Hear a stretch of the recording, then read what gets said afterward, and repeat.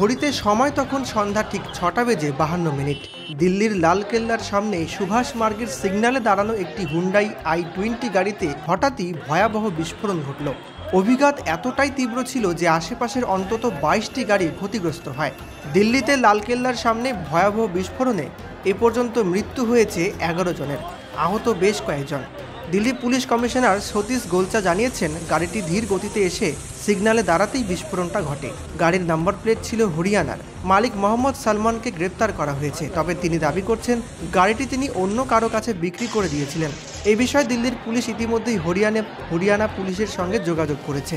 বিস্ফোরণের পর ঘটনাস্থলে পৌঁছায় অন্তত 20টি দমকল ইঞ্জিন। রাত 7টা বেজে 29 মিনিট নাগাদ আগুন নিয়ন্ত্রণে আসে শেষ অবধি। এরপর একে একে এনএসজি, এনআইএ এবং ফরেন্সিক দল ঘটনাস্থলে পৌঁছে তদন্ত শুরু করে।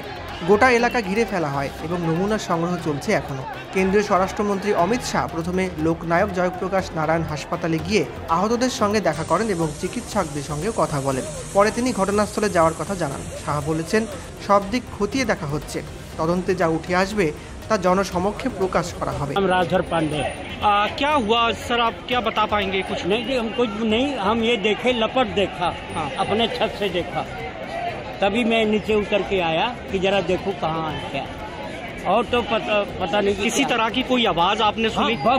बहुत जोर आवाज आई, बिल्डिंग खिड़की हिल गई, खिड़की हिल गई। आपका घर कितना दूर है? ये रहा गुरुद्वारे के पास। सर हम वहाँ फिर आगे गए नहीं, इसलिए हम फौरन इधर ही दूरी खड़े हो गए। यहाँ पे हमने देखा, सबसे पहले हमने फेफड़ा देखा, वहाँ पड़ा, हमने लगा कि ऐसी होगा। फिर हमने सर को यहाँ पे SHO को बताया हमने कि यहाँ पे सर ये गोश्त पड़ा हुआ है यहाँ पर। उसके बाद हमें लगा कि ऐसी होगा गोश्त।